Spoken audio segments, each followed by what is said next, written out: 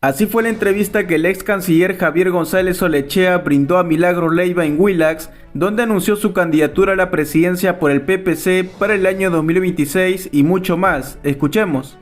Ser el representante, el aspirante a la presidencia de la República por parte del PPC y producir el cambio radical que el mundo está observando en América con algunos presidentes y que el Perú reclama a gritos por todas las calles.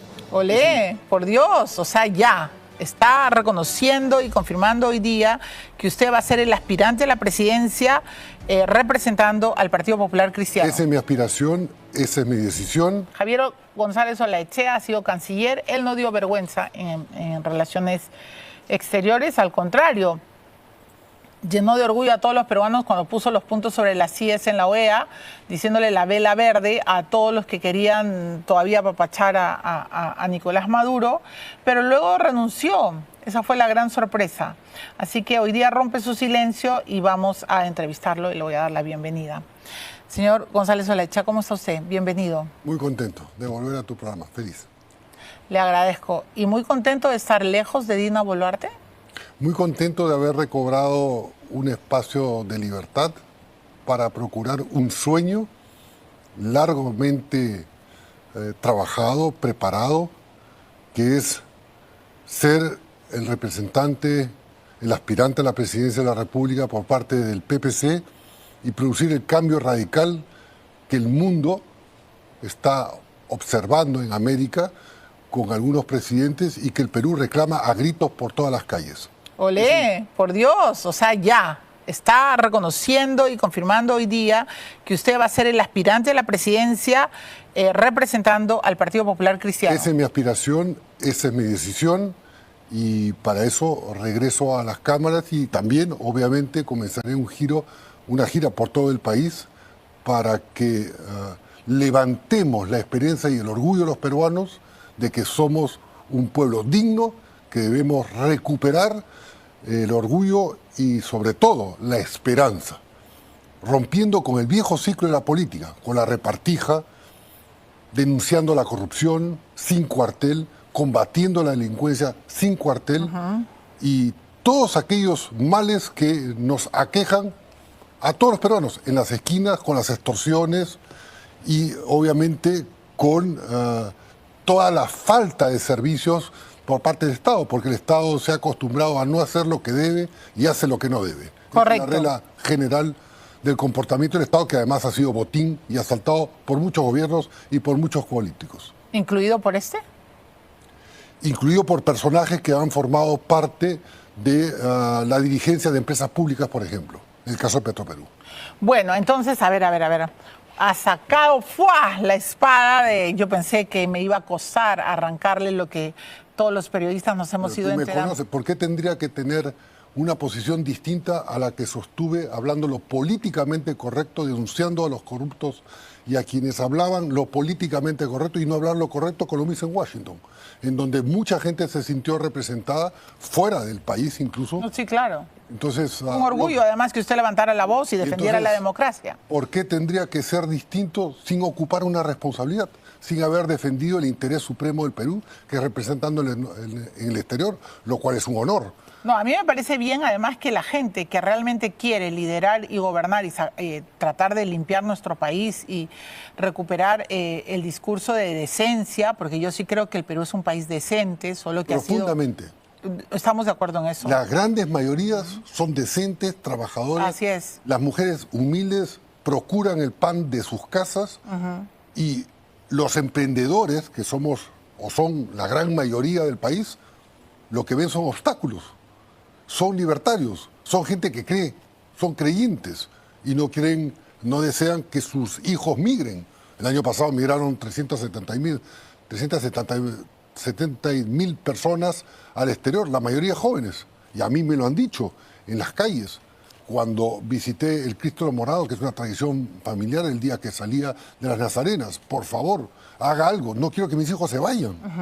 Bien. Bueno, y le decía que me parece bien que las personas que estén intentando aspirar a la presidencia lo digan de saque y que no estén en este veletismo de que, ay, bueno, lo decidiré después. No, si uno quiere, lo enfrenta y lo dice. Así que me parece bien. Fue esa decisión, señor González Alaechea, esa aspiración política, la que molestó, no sé, la que puso en luz roja su relación con la presidenta Boluarte. ¿Por eso usted se tuvo que ir de Cancillería? Si lo que quieres es saber, como mucha gente, si hubo conflicto entre la señora presidenta constitucional y yo, no. Lo que hubo fue un proceso que terminó en una separación de mutuo disenso. ¿Por qué? ¿Por qué se separaron? Porque yo encontré que la señora presidenta podía tener algún oído más atento a otros personajes y posiblemente no le convencía el rol que debe tener justamente un canciller de la República que eleva la condición de su país en el exterior para convertir al Perú en un liderazgo que fue seguido en la OEA. Porque recordemos, porque no se habló lo políticamente correcto y porque además se señaló a todos los corruptos que se abstuvieron y a todos aquellos que votaron en contra. ¿Le hablaron en el oído a la presidenta tratando de imponerlo con usted? Yo no descarto, y yo evidentemente cuando digo mutuo disenso es que consideré que en un momento determinado, dadas estas señales, bueno, llegaba el momento de, además, corresponder con la misma franqueza con la que ella me convocó para ser presidente. Ya, yo sé, para ser presidente. Bueno, se me escapó. Para ser presidente del Consejo de Ministros. No. Porque se hablaba yo quiero saldar estas rumores, leyendas urbanas, como la gente quiera narrar, pero hablamos con usted después de esa renuncia que nos sorprendió a todos. Primero se dijo que el ministro Arana, el ministro de Justicia, le había comenzado a hablarle demasiado a la presidenta y ella le estaba haciendo mucho caso y por lo tanto usted había bajado sus puntos bonus. Dos, que Adriancén le tenía unos celos impresionantes porque veía, y más aún después de la presencia y del discurso suyo en la OEA, lo veía como una posible ficha de recambio y que el llamado a ser presidente del Consejo de Ministros era usted y no Quero, que dicen también muere. Mira, Javier González Alaechea no es una pieza de recambio de nadie, es un agente de cambio. Es un agente de cambio y siempre lo fue. Me preparé toda la vida para un momento determinado que, bueno, la historia pone por delante y es la aspiración presidencial para transformar y producir un cambio radical en usos, costumbres, dando el ejemplo. O sea, usted se prepara, usted toda su vida ha querido ser presidente del Perú. Así es. Y cuando Dina Boluarte lo llama para ser canciller, entiende que esta es una gran oportunidad, una gran puerta de ingreso a esa política activa que usted... Para servir al Perú, que es un honor irreemplazable, servir al Perú elevando la política exterior y la interlocución internacional y logrando lo que la gente ha apreciado y que tú has comentado y que muchas personas dijeron, bueno, ¿por qué se fue? No, usted elevó los estándares de Cancillería de... Eso lo dice la gente y yo no lo repetiré. En todo caso fue un trabajo en equipo, un trabajo de un equipo meritocrático de Cancillería, de personas que yo he apreciado muchísimo. Pero lo importante... Yo quisiera hablar del futuro. No, pero todavía no se vaya, por favor, candidato. No me dejas escapar. Entonces. No. ¿Cómo lo voy a dejar escapar? Ahora le voy a decir candidato González Olaechea. Aspirante. Bueno, el PPC ya pues Neuhaus no quiere. Valdés quería, pero creo que ya no va a poder, no sé. ¿Quién queda? El nieto de Bedoya no creo que pueda ser tampoco. Sillonis, bueno, la lucha va a ser con Sillonis. ¿O ya habló usted con Sillonis? Yo no he hablado con ninguno de mi candidatura. ¿No ha hablado con Lourdes? No. De mi candidatura específica o de mi aspiración, obviamente yo he conversado. ¿Y qué le han dicho de ellos? Porque ahí hay varios que quieren. Hay una sí, y todo es gente honorable. Pero yo miro esto como un proceso porque el PPC, y esto hay que refrescarlo, es el único partido limpio que no ha tenido oportunidad de gobernar después de tantos años. Estuvo muy cerca en un momento determinado con Luis Bedoya Reyes, gran patriota. Y gran alcalde de Lima, además. Y gran alcalde de Lima, que mucha gente lamenta. No, sí, visionario, de todas maneras. Visionario. Bueno, el PPC fue entonces un partido de grandes visionarios que le dio una doctrina vigente y yo te diría atemporal El pensamiento social cristiano es una herencia de libertad como principio, no del partido. Porque recordemos que el social cristianismo parte del libre albedrío en las Sagradas Escrituras, libre albedrío de la libertad, a diferencia de otras religiones monoteístas. De manera que hay una continuidad dogmática o doctrinaria entre quien fue uno de los fundadores de Libertad, en mi caso, con la adhesión a la doctrina y a la historia limpia del PPC. Claro, y de hecho el PPC, en efecto, es un partido, perdió su inscripción de manera terrible. Bueno, Lourdes Flores dice que fue casi un complot y luego han logrado la reinscripción. Pero lo cierto es que la señora Flores Nano, que intentó tantas veces ser presidenta, no lo logró. No sabemos cómo hubiera sido el destino del Perú. El PPC sí lo va a lograr ahora. Y va a lograr un mandato. Cuando vayamos a las calles, cuando vayamos a las universidades, comencemos las giras en el interior, en mi caso yo voy a pedir un mandato expreso para un cambio radical. Y un mandato... Expreso, va a decir, no quiero ser presidente para ser, como lo dije en el discurso cuando asumí Torretales, no voy a ser un agente de la realidad, un notario de la realidad, sino un agente de cambio radical. Y eso es lo que las personas percibieron cuando yo ejercí la Cancillería. Bueno, yo pediré un voto mandatorio por una reforma. Para hacer un cambio express. Express no, radical. Ahora, express, los primeros 90 días tú tienes que sentar las bases de esa reforma. Como lo ha hecho Bukele. Pero ¿qué es lo primero que haría si usted hoy día ganara la presidencia del Perú? Responder a los grandes problemas que aquejan al país. Y al gran problema, la seguridad. Seguridad. Es muy fácil. Ya, ¿qué haría? O sea, cuando digo muy fácil, es complejo, pero tienes que demostrar voluntad política. Y esa voluntad política la tienes que mostrar desde el día que otorgas la primera entrevista. Y no andar con medias tintas, que estoy viendo, que estoy estudiando. No, estoy de acuerdo, hoy día lo está demostrando. La voluntad política, ok, pide facultades delegadas. Primero, aspiramos a tener una votación muy grande, muy diferenciada del resto. O sea, no repetir... ¿Porque irían en alianzas? Preferentemente, yo pienso que, además, los demás partidos que tienen un dueño, por así decirlo, están obligados al factor tracción, ser candidatos para que sus candidatos a diputados y a senadores sientan el apoyo y, a su vez, los que vayan en el 2026, en octubre, a gobiernos regionales, los que postulen, y locales. Yo creo que en un momento determinado, en segunda vuelta, se podría evaluar, inclusive con un pacto, digamos, claramente definido, nada de repartijas, porque la gente detesta las repartijas. Con un pacto de gobernabilidad a mediano plazo para darle estabilidad y formar, si no tenemos la mayoría, gobiernos como es en Alemania, o sea, lo que dice la Constitución.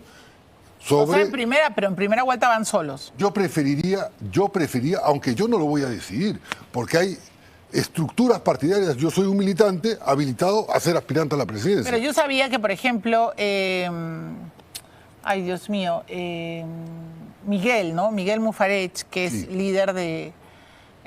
y que ha estado luchando por la reinscripción del PPC, yo sabía que él, por ejemplo, estaba tratando de acercar a Quiabra con el PPC. Yo no conozco eso, pero sí lo que sí te puedo decir es que hay una coherencia de muchos años por parte de Miguel Ángel como líder, no podríamos decir histórico porque no está muerto, pero digamos, como un líder convencido de que hay que fortalecer a los partidos políticos, porque además reconozcamos que la única forma, y en buena hora, de constituir una democracia es con partidos fuertes. Y los partidos fuertes se hacen sobre la base de convencer, no de vencer en una pulseada con repartijas o no, convencer al electorado de que ese es el camino. Y el camino que yo procuro es un camino en donde prime, obviamente, el orden, donde prime la economía sana, donde se reconozca la realidad. ¿Cuál es la realidad? El 75% de la gente es informal. Entonces, para ser informal, tienes a todo el Estado en tu contra. No tienes beneficios o no tienes facilidades. Tienes que reducir al mínimo para convertirlos, por ejemplo, en empleados formales y quitarle todo el peso. En la práctica, el Estado se ha convertido en un enemigo del emprendedor. Sí, claro. Yo el otro día le preguntaba al ministro Mucho, que es una persona inteligente, buena persona, capacitado, le dije, oiga, ministro, sí, canciller, ¿cuánto tiempo se demora una empresa minera, larga, 7, 8 años de maduración, para obtener permisos? ¿Cuántos son? Porque a mí me han dicho que son 245 permisos. Es correcto, 245 permisos. Bueno, de esa manera, si nosotros hubiéramos tenido menos, haciendo la racionalización normativa por la vía de la reforma, perdón, por la vía de la homologación de normas, la simplificación y la derogación de las más de 100 Hubiera habido más normas, inversión. hoy estaríamos con el Sí, precio claro. de los metales creciendo al 6, al 7, al 8, pero al 10%. y además más inversión, ¿no? O sea, porque lo que hace el Justamente. Estado es espantar. Justamente. Y entonces buscas inversiones extranjeras sobre la base de un Estado ágil, fuerte, competente, pero a su vez presente. Pero, por ejemplo, te doy una idea. Porque No, tú me pero preguntas no. Déjame decirte esto. Es que Tú me tengo que ir preguntas a la cómo. pausa. Tú me preguntas cómo y mucha gente se pregunta cómo. Sí, fácil hablar de la reforma de Estado. ¿Por qué no implementar la atención 24 horas sobre 7 días a la semana? O sea, si tenemos 1.250.000 empleados, 750.000 en Lima, ¿por qué no convertimos al Estado central En 24/7. en 24/7? Hay mucha, tú te ríes, pero es posible. Hay mucha gente que caería para evitar las 2 horas de Ay, transporte. por Dios, la burocracia.